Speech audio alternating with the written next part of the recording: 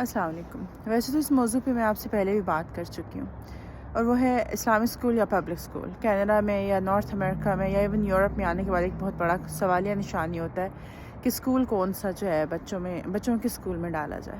لیکن یہ سوال بار بار آتا ہے، اور ہر بار اس کی نئی جہتیں جو ہے نا وہ کھل جاتی ہیں، اور ہر بار جیسے مجھے کسی نئی کہانی کا پتہ چلتا ہے تو میں اس سے نئے نتائج جو ہے نا انسان اخذ کرنے لگ جاتا ہے۔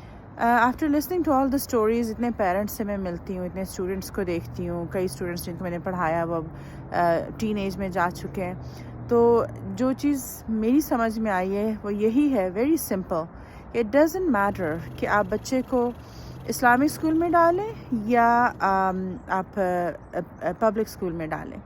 جو چیز سب سے زیادہ میٹر کرتی ہے نا وہ آپ کے گھر کا ماحول ہے۔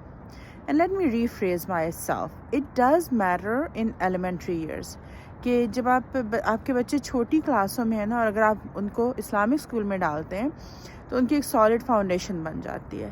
لیکن along with that اگر آپ کے گھر کا ماحول جو ہے وہ سپورٹ، وہ لو، وہ ایک جو ہے ماحول نہیں پرووائڈ کرتا جو ایک بچے کی ہیلتھی گروتھ کے لیے، فزیکل، ایموشنل اور اسپرچول گروتھ کے لیے لازمی ہے، تو پھر اس امید پہ مت بیٹھیے کہ ارے ہم نے تو بچوں کو اسلامک اسکول میں ڈالا ہے and everything is going to be breezy اور ایزی بریزی رہے گا، سب ایسے نہیں ہے۔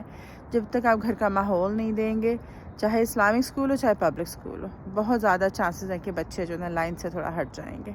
تو اس چیز کا خاص خیال رکھیے، گھر کے ماحول کو بہت اچھا رکھیے، ہسبینڈ وائف کے آپس کے ریلیشن شپ کو آپس میں اچھا رکھیے۔ یہ بچے باہر کھلے عام جو ہے نا لوگوں کو رومانس کرتے دیکھتے ہیں، اور گھر پہ جب آتے ہیں تو ماں اور باپ ایسے رہتے ہیں کہ جیسے ٹوٹلی اٹر اسٹرینجرز ہوں بالکل، تو کوئی ان کے اندر جو ہے نا محبت کا اظہار کا کوئی وہ ہے ہی نہیں، رواج ہی نہیں ہوتا ہے۔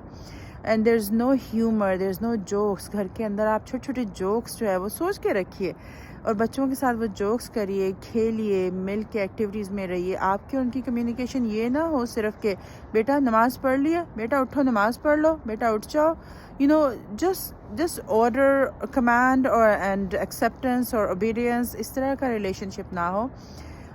ایک پیرنٹ ایک دفعہ میرے پاس آئے، کہنے لگے کہ ان کی بچی جو ہے وہ لائن سے ہٹ رہی تھی، and he was really word, کیونکہ وہ بہت بارش اور بہت جو ہے پریکٹسنگ مسلم تھے، اللہ تعالیٰ ان کے ساری ایفرٹس کو قبول فرمائے۔ تو میں نے کہا آپ کا ریلیشن شپ کیسا ہے اپنی بچی کے ساتھ؟ کہتے ہیں ناٹ ویری گڈ۔ میں نے کہا پھر آپ کچھ نہیں کر سکتے ہیں، کیونکہ جو ریسیپی ہے نا، سمپل ریسیپی، وہ یہ ہے کہ فرسٹ کنیکٹ دین کریکٹ۔ بس اس پہ بات ختم کرتے ہیں۔